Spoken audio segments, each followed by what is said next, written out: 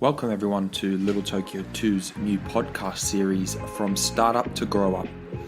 We offer short, sharp 20-minute overviews and interviews of successful founders, as well as 40-minute extended founder interviews with successful people who have graduated from LT2. I'm your host, founder and CEO of LT2, Jock Fairweather.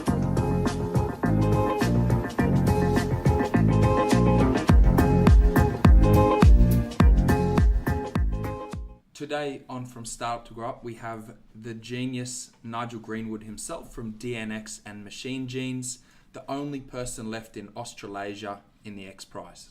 Nigel, thanks so much for being here with me today. My pleasure. I really appreciate it.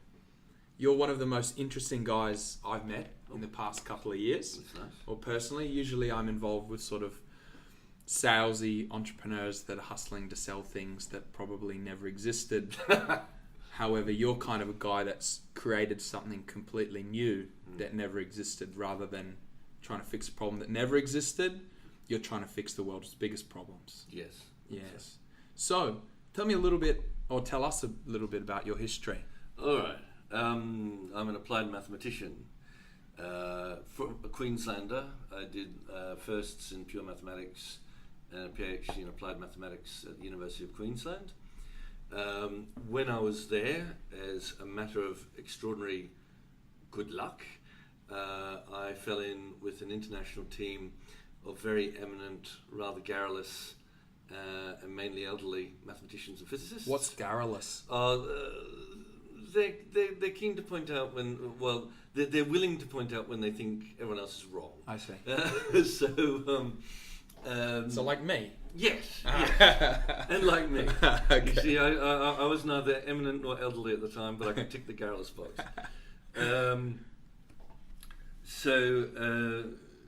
We were working what would now be called artificial intelligence, but it wasn't then. And they were working in industrial robotics, and they basically decided that every existing form of machine learning and AI was no use at all for their purposes. And what is now is of some use? Well, they would still say what exists now is would be of no use to them. Okay. And apart from what I've developed, which is where I'm leading into with this. Yes. Neural networks, for example, which is the current gold standard for AI, and people are pouring billions of dollars into artificial neural networks. Neural networks have actually been around for a long, long time. They've been around for about 50 years. It's just that the computing architectures to make them a reality and make them practical are recent. And for example, these chaps were not impressed with neural networks at all because they're very good for something. They're very useful if you're trying to get a static pattern like a face in a crowd or a spoken word. Then neural networks are brilliant. But they're very bad when you're trying to understand and control a complex, dynamical system like a robot, which is what these guys were originally working on, industrial robots. I see. And so I joined their little group, and I was doing my PhD from 1990 to 94 on the mathematics of strategy, so again, very high order AI. And then the team disbanded because two of the three senior blokes died, and the third most senior bloke, who's Berkeley's emeritus professor George Lightman, retired. And so I was kind of last man standing with this work. Yes. And it was still had a long, long way to go, but it seemed to me to be important work. What they were trying to solve was an industrial robot problem, which is that you've got this massively complex thing, an industrial robot, this great big arm picking and placing, maybe with a bit of vision, maybe with a camera. And then you have a second robot arm, also picking and placing. And ideally what you'd like is these two arms to work together in the same space.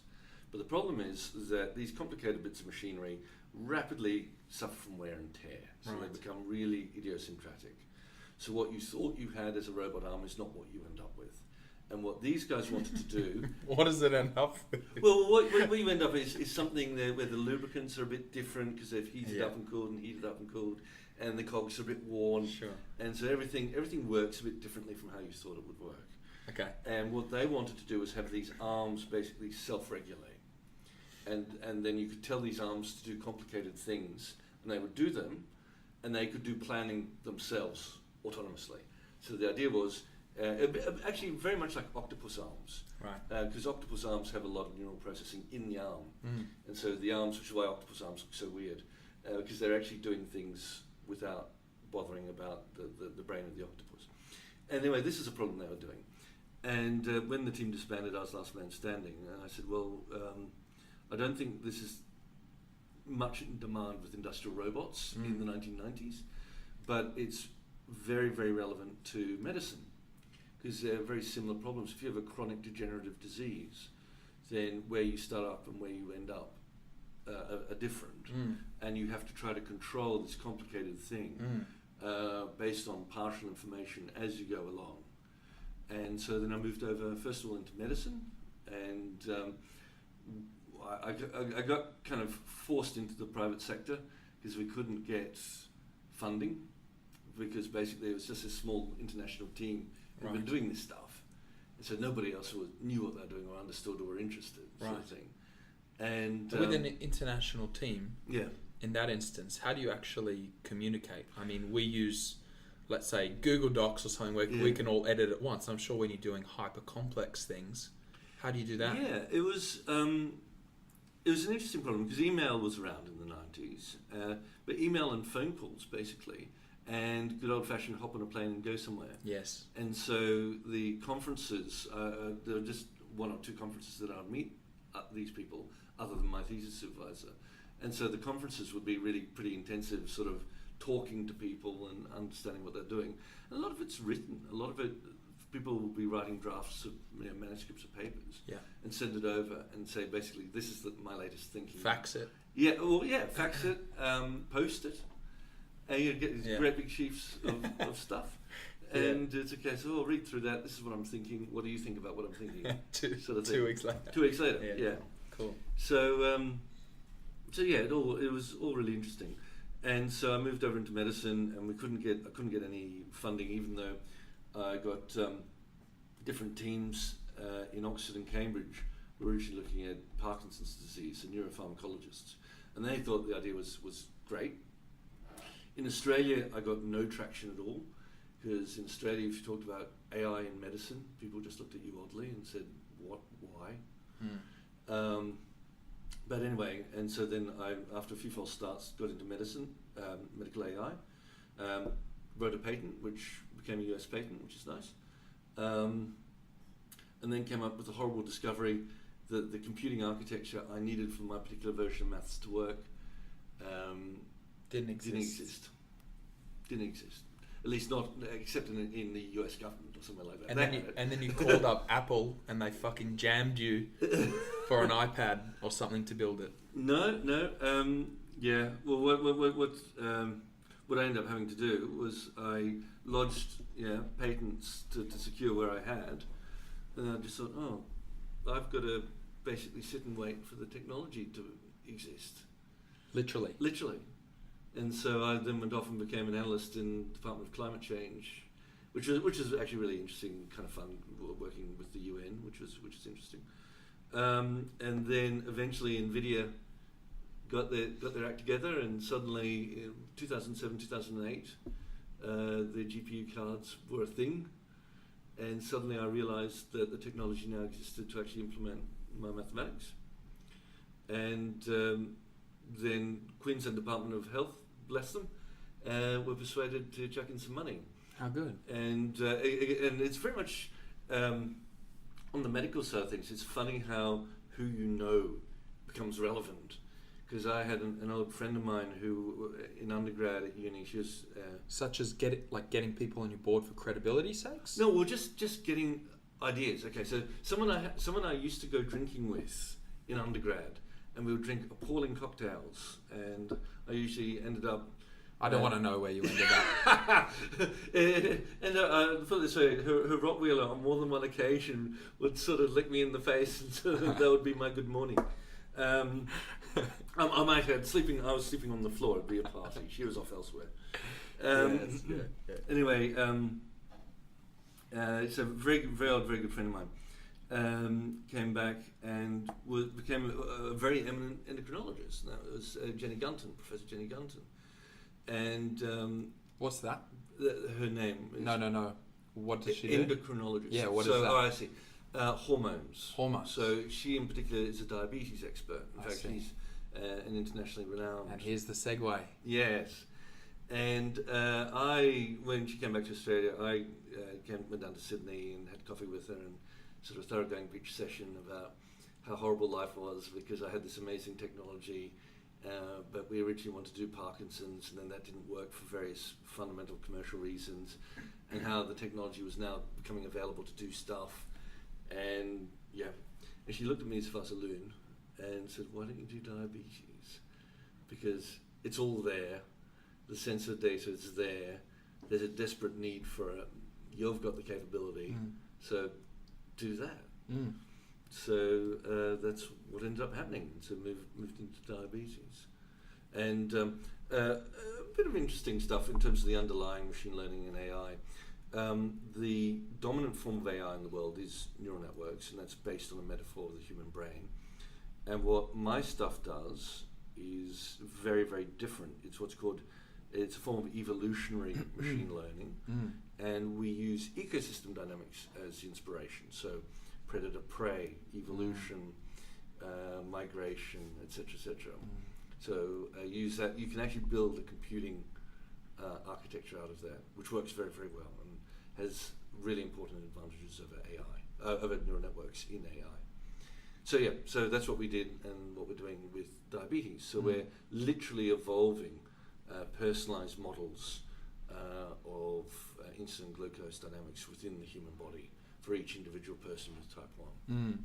So when you'd explained it to me previously, what I really got was you kind of had like some data capture over here on a diabetic, for example. You had some potential anomalies or events that could happen, and somehow your algorithm can kind of take that original data and join them as such. Yeah, well, it's what it does is it gets, and this is again one of its huge advantages over neural networks, is that neural networks, you're just throwing huge amounts of data at something, and it's like teaching a puppy dog. It will find patterns. You don't ever know whether they're the correct patterns. You just hope they are. Whereas with this approach, you take the equations. So diabetes, medical researchers know pretty closely what the actual underlying equations are that describe diabetes in the human body, how it manifests with blood glucose and insulin and so on. But the problem is that they don't have any numbers, what we would call parameters, how the numbers work for each individual. And they're all different for each individual, so you can't do any population-based work. It's worthless. And so what we do is we get in individual medical history, and we get these equations, and we force the two to converge via evolution.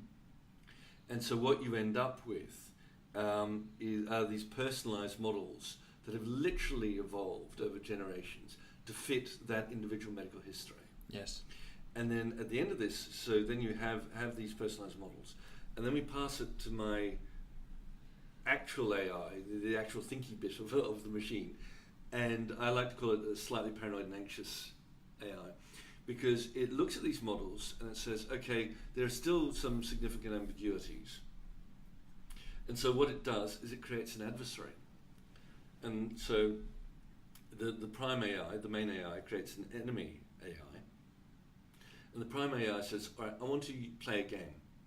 I want to use these models to design a good strategy for insulin dosing. Mindful that for someone with diabetes, their blood glucose is usually far too high, and that is doing damage. It causes risks of blindness, kidney failure, etc. And so they're trying to apply insulin to get their blood glucose down to a desirable target. But if they overdo it, then the insulin pushes the blood glucose too low, and you can induce a coma. And when you put insulin in the human body, it can keep working for hours. And so that's why insulin dosing for people with type 1, well, for a lot of people with type 1, not everyone, is a bit of a nightmare. And so they usually are very conservative with their insulin dosing, which means the blood glucose still remains too high, which means they still have worries about long-term serious health complications. So what we do is our Prime AI says, okay, I'm trying to design a really good individualized insulin strategy for this person. I know that there's still a lot of ambiguities left in these personalized models, so I'm going to create an enemy. And I'm going to design the strategy, and the enemy is going to try to manipulate all the remaining uncertainties to screw that up To get it, yeah. To either force blood glucose to be far too high or far too low, and just ruin my day. And then my job is then to design a counter strategy to that, which nonetheless steers it properly. And what that is, in effect, is really, really tough robustness testing. Yes. And so we did a simulation demonstration of this in 2012, and the Garvan Institute in Sydney, Garvan Institute of Medical Research, administered it. And over 55 simulated days, we achieved stable control to target 99.8% of the time.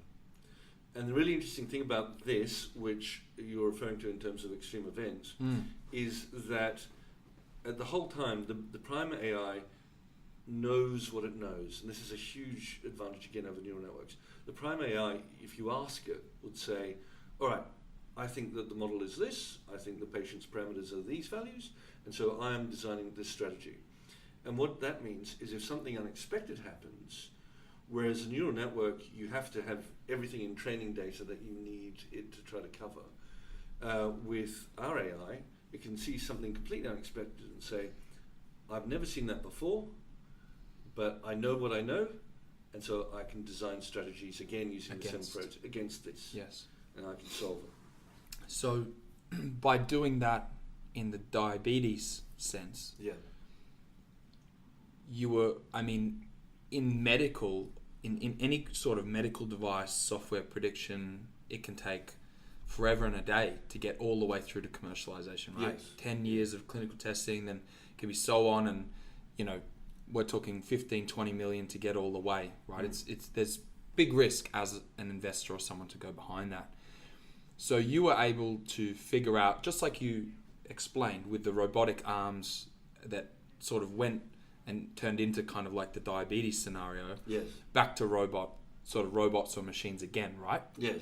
So tell us about that. Yes. Well, diabetes, it's much shorter than other medical applications because the US government has realized that diabetes is a huge problem.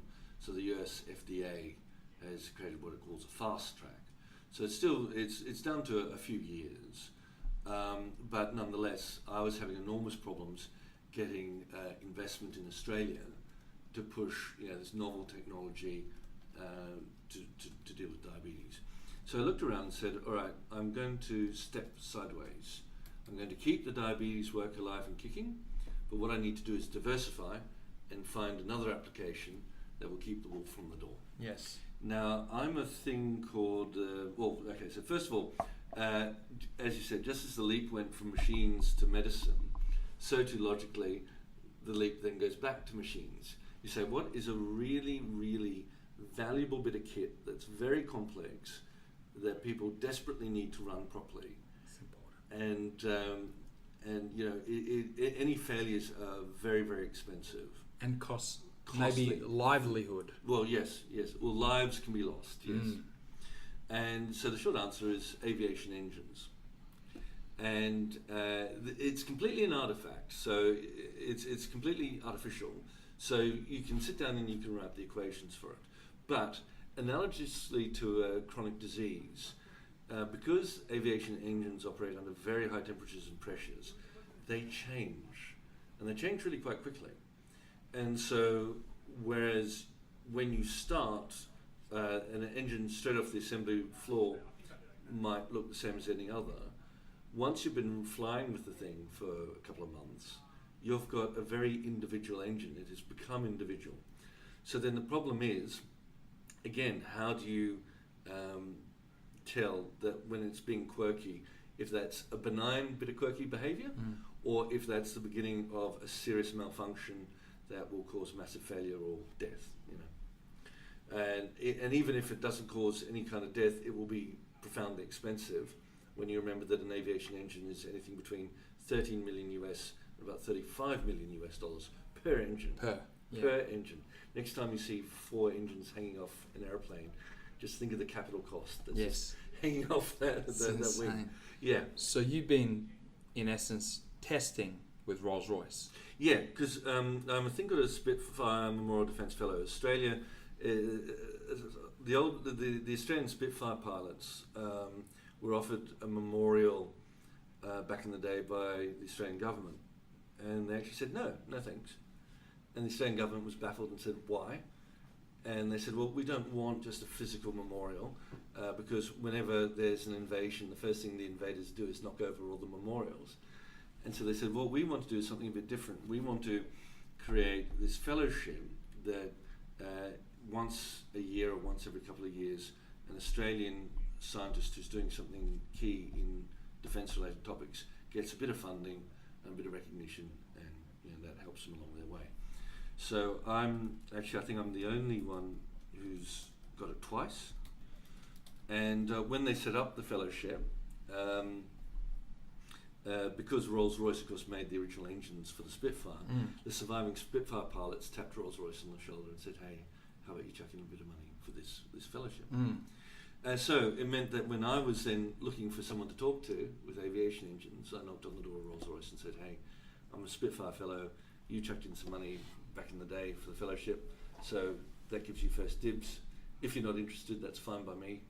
I'm happy to talk to GE or Pratt & Whitney, but I just wanted to pay it forward and contact you first. And so they did technical due diligence, and of course at that stage all I had to show them was the diabetes work. So I gave them all this medical work and said, ignore the medicine, just look at the capability in terms of artificial intelligence.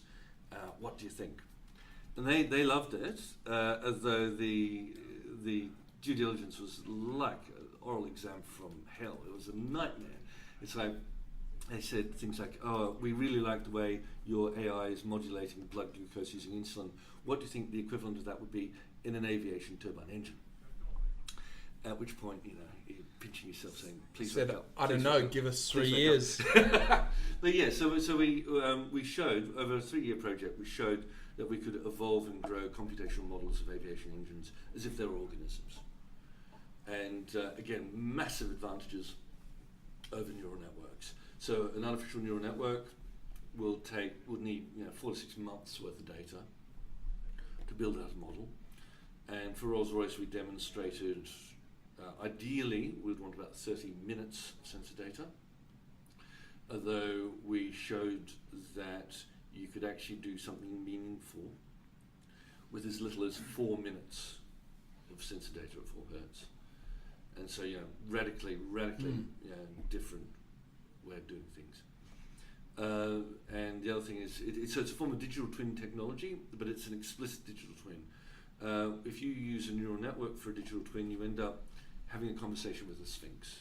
It's a case of something weird's happening in the engine. So ask the digital twin what's happening, and it will respond with a very enigmatic set of probabilities, and you're thinking, yeah, that doesn't really help me. Whereas our approach is literally an explicit model. It shows you everything, and it says, I think the parameter for this seal is this. I think the parameter for the friction on the shaft is this. This is all what I think it is.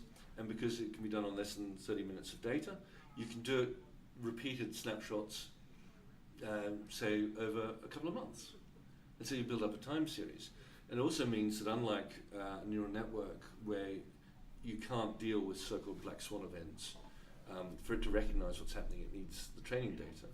With us, because it's explicit modeling, the software can say, okay, the parameters for that O-ring over there are shifting over time. I have never seen that before. I don't know what it means, but I don't need to know what it means. All I have to do is be able to tell you that it is shifting. It's happening. Yes. It's happening. And so I think you should look at this. Though, of course, the interesting thing is with our form of AI, it could probably work out a likely event, because all it would then need to do is say, all right, let's assume that it keeps shifting over to this value. Yeah. Now let's do a projection. And of course, the likely projection is boom. And so it can say, well, it's going to explode if you don't do something at some stage. So there's plenty of sort of interesting and I'm sure interested people that will listen to this. Tell me, timeline, funding required, and potential outcome of DNX and MachineGenes. Okay. All right. DNX, so the world's first genuinely machine-intelligent artificial pancreas. There other companies like Diabetes are doing fuzzy logic and calling it AI. With all due respect to them, it really isn't AI. What we're doing is genuine machine intelligence for an artificial pancreas. We're aiming to raise up to $10 million to do a clinical study this year at Westmead Hospital, and then go on to the beginnings of regulatory trials. We want to get an artificial pancreas out there. By 2022, we want to actually have it deployed in the market in the United States. So that would be 10 million now, and then we'd go for one more round to get through the remainder of the regulatory processes. And we've had a bit of recognition with that. I'll get onto it in a second. We still have time. Yeah. We'll finish with that. Big bang. Okay. Okay. So that's Diabetes Neuromathix, and we're aiming that our target segment within type 1 diabetes are the people with so-called brittle type 1.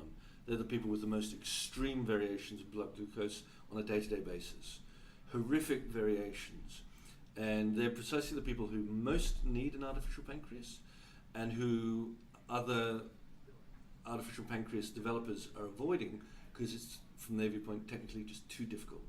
The technology is not incremental. You have to do something radically different for an artificial pancreas to help people with brittle type 1, and that is precisely what we've done.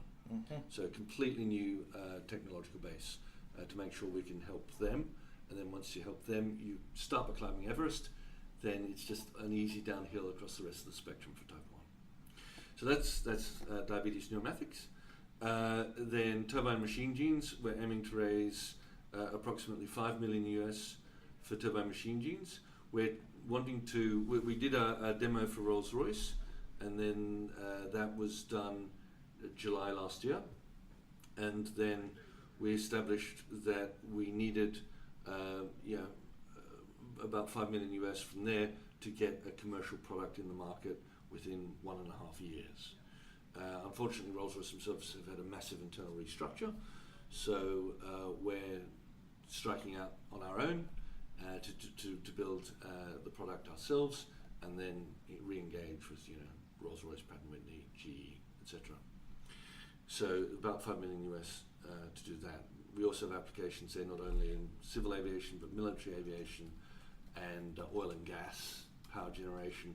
Basically anywhere where there's a complex turbine engine that needs to be understood and monitored because it's mission critical, and there are a lot of them across the world, all very high value.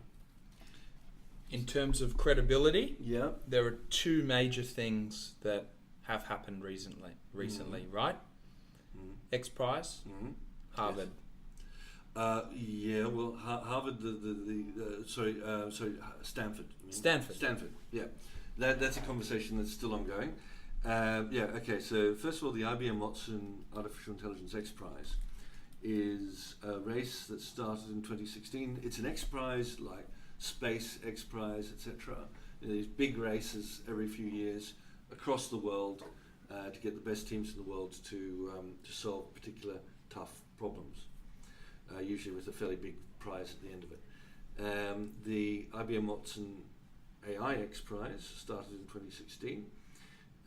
It's basically a race to 2020 to use AI to help address some of humanity's most pressing problems.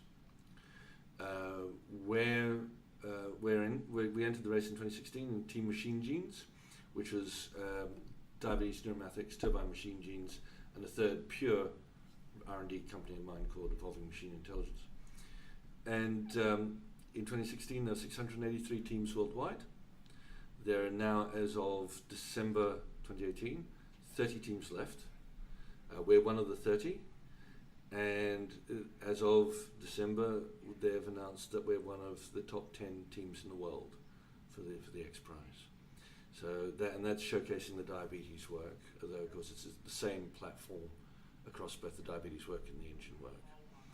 And then we're also currently talking to the Stanford Graduate School of Business because they do some small-scale investments as part of their MBA program.